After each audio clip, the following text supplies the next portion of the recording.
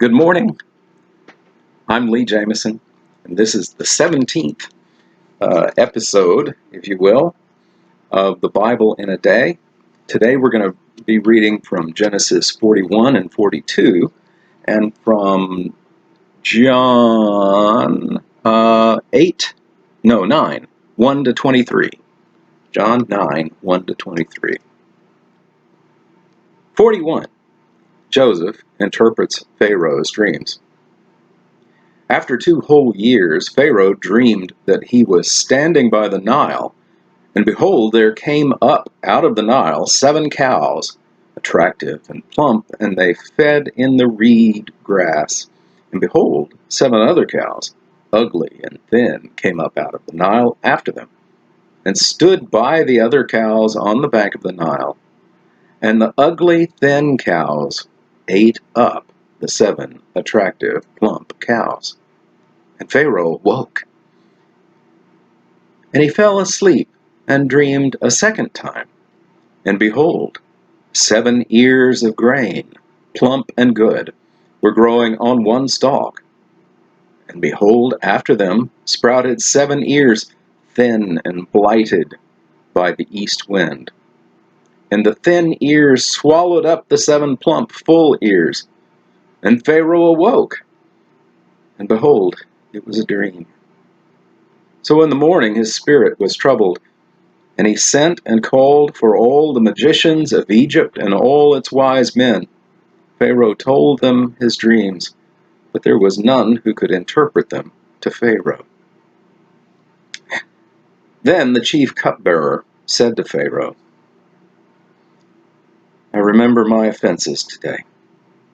When Pharaoh was angry with his servants and put me and the chief baker in custody in the house of the captain of the guard, we dreamed on the same night, he and I, each having a dream with its own interpretation.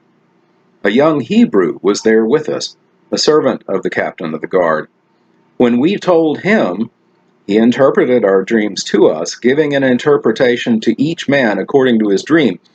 And as he interpreted to us, so it came about. I was restored to my office, and the baker was hanged. Then Pharaoh sent and called Joseph, and they quickly brought him out of the pit. And when he had shaved himself and changed his clothes, he came in before Pharaoh. And Pharaoh said to Joseph, I have had a dream, and there is no one who can interpret it. I have heard it said of you that when you hear a dream, you can interpret it. Joseph answered Pharaoh, It is not in me. God will give Pharaoh a favorable answer. Then Pharaoh said to Joseph, Behold, in my dream I was standing on the banks of the Nile. 7 cows, plump and attractive, came up out of the Nile and fed in the reed grass. 7 other cows came up after them, poor and very ugly and thin, such as I have never seen in all the land of Egypt. And the thin, ugly cows ate up the first 7 plump cows. But when they had eaten them, no one would have known they had eaten them, for they were still as ugly as at the beginning. Then I awoke. I also saw in my dream 7 ears growing on one stalk, full and good. 7 ears, withered, thin, and blighted by the east wind, sprouted after them. And the thin ears swallowed up the 7 good ears. And I told the magicians, but there was no one who could explain it to me. Then Pharaoh said to Joseph, The dreams of Pharaoh are one. God has revealed to Pharaoh what he is about to do. The 7 good cows are 7 years, and the 7 good ears are 7 years. The dreams are one. The 7 lean and ugly cows that came up after them are 7 years, and the 7 empty ears blighted by the east wind are also 7 years of famine. It is, as I told Pharaoh, God has shown to Pharaoh what he is about to do.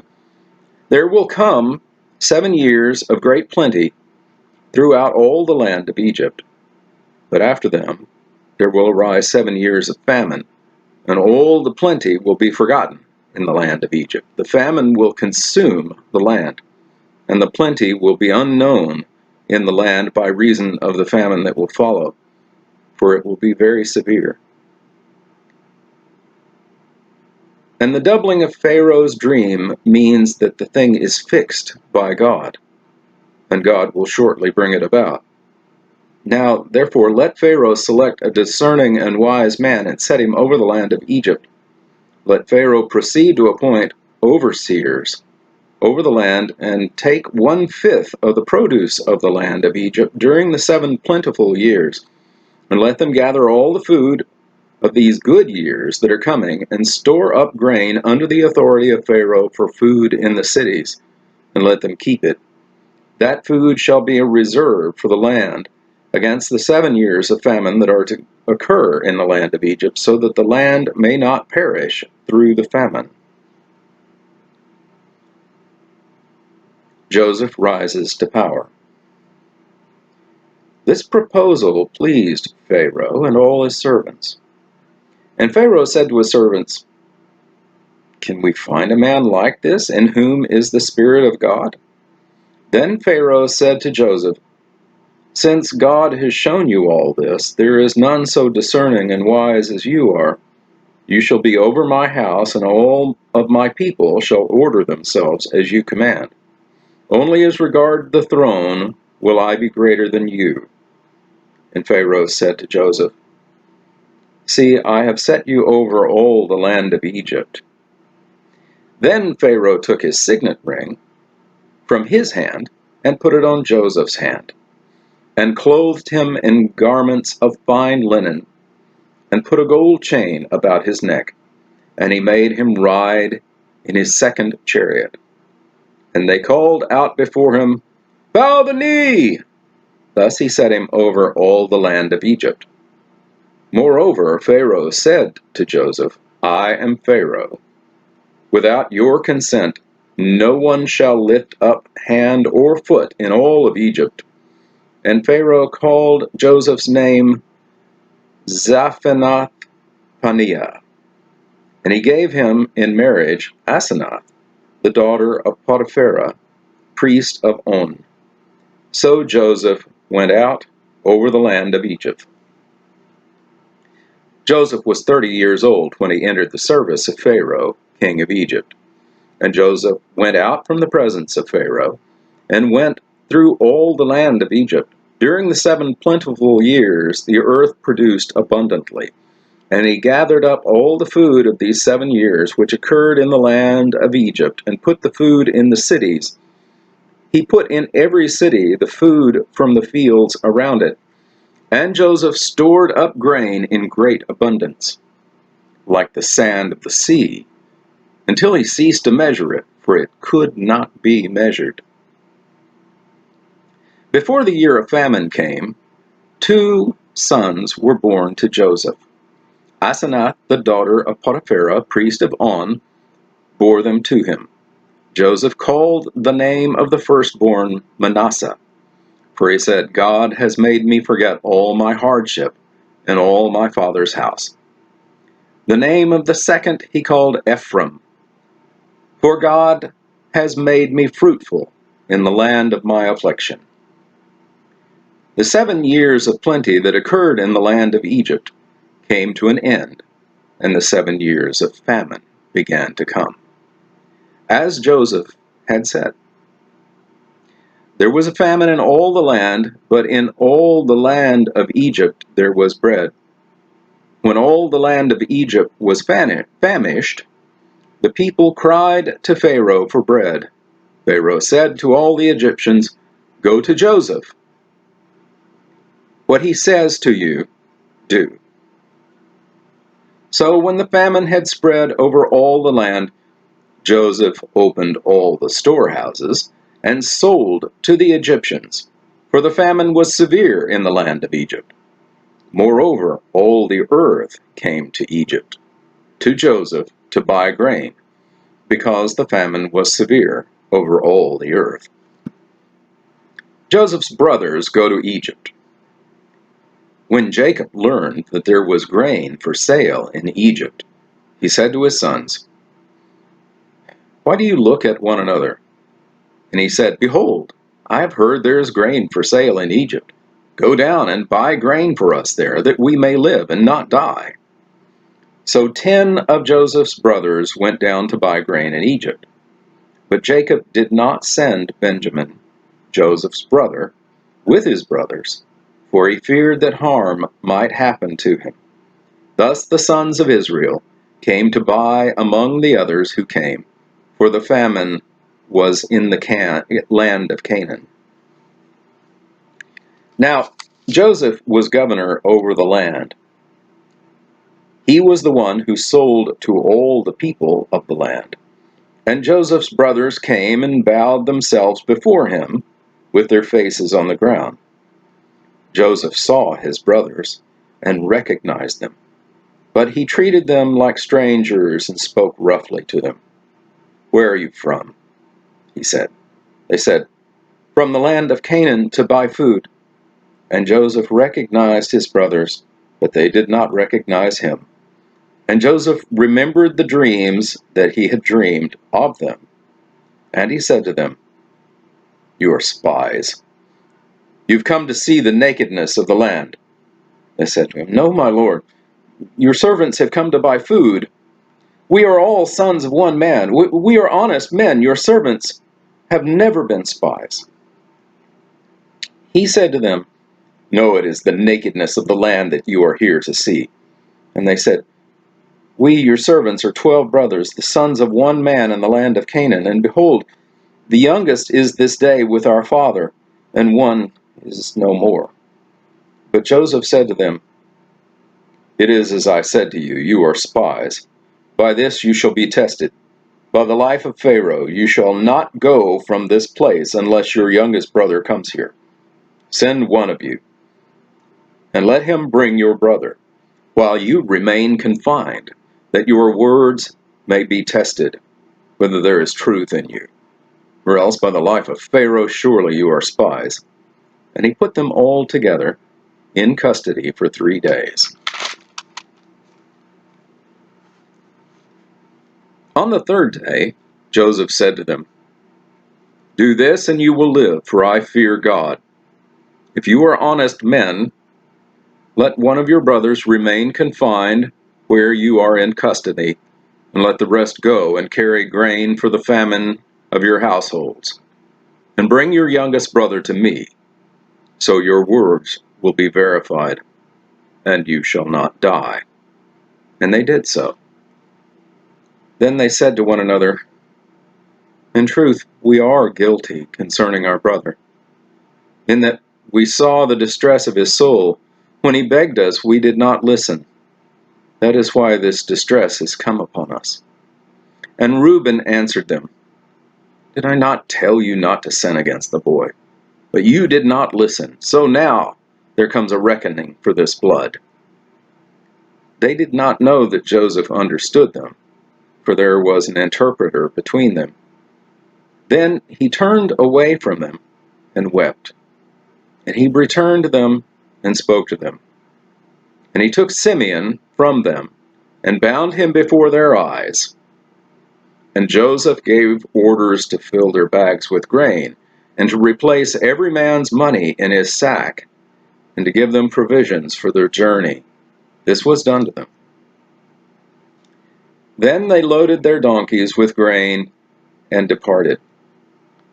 And as one of them opened his sack to give his donkey fodder at the lodging place, he saw his money in the mouth of the sack. He said to his brothers, "My money has been put back. Here it is in the mouth of my sack." At this their hearts failed them, and they turned trembling to one another, saying, "What is this that God has done to us?" When they came to Jacob their father in the land of Canaan, they told him all that had happened, saying, the Lord of the land, spoke roughly to us, and took us to be spies of the land." But we said to him, We are honest men. We have never been spies. We are 12 brothers, sons of our father. One is no more, and the youngest is this day with our father in the land of Canaan."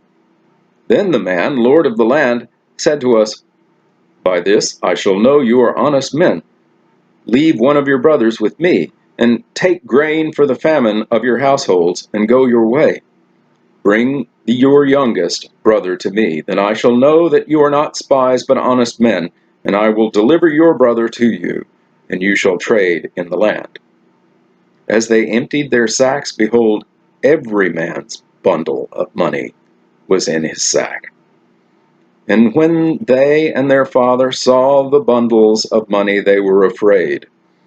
And Jacob, their father, said to them, "You have bereaved me of my children. Joseph is no more, and Simeon is no more, and now you would take Benjamin. All this has come against me." Then Reuben said to his father, "Kill my 2 sons if I do not bring him back to you. Put him in my hands, and I will bring him back to you."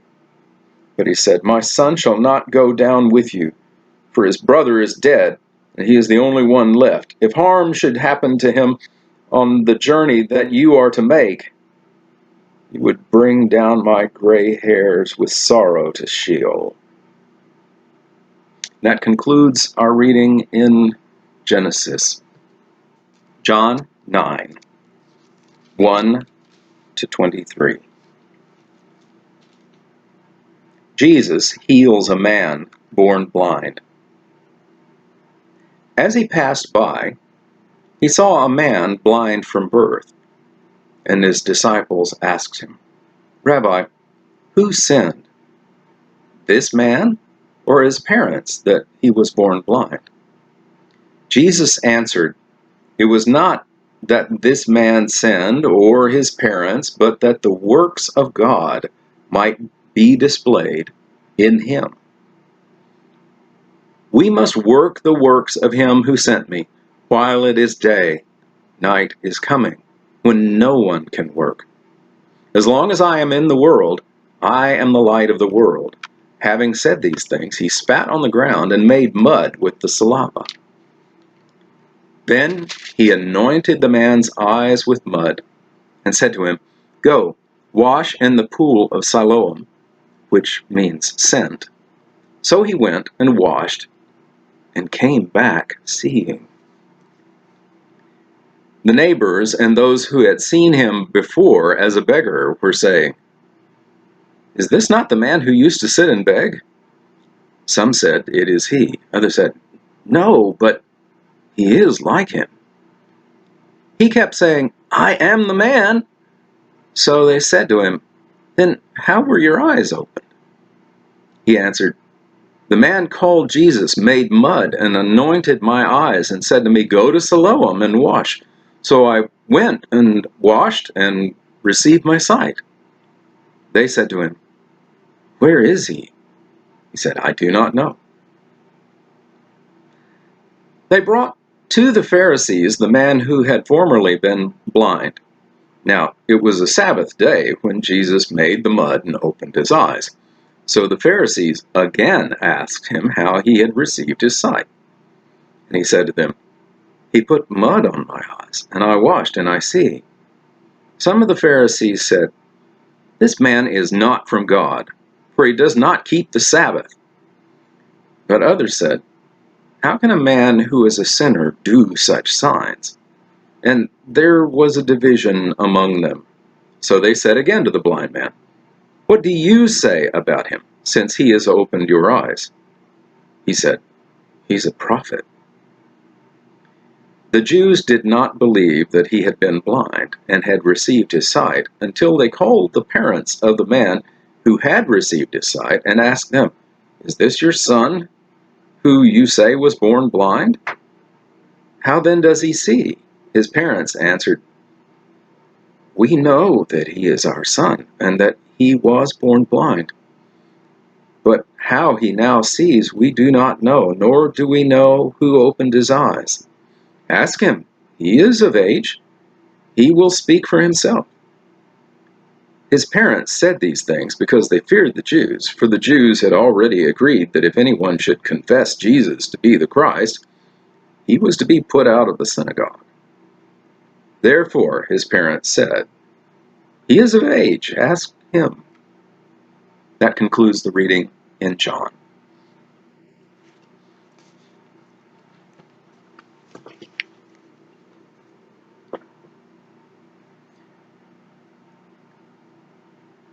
Thank you for watching. I hope that you will continue to follow along as we read our way through the Bible over the course of the year, and please like and subscribe to this so that you can receive notices of each new episode. Have a blessed day.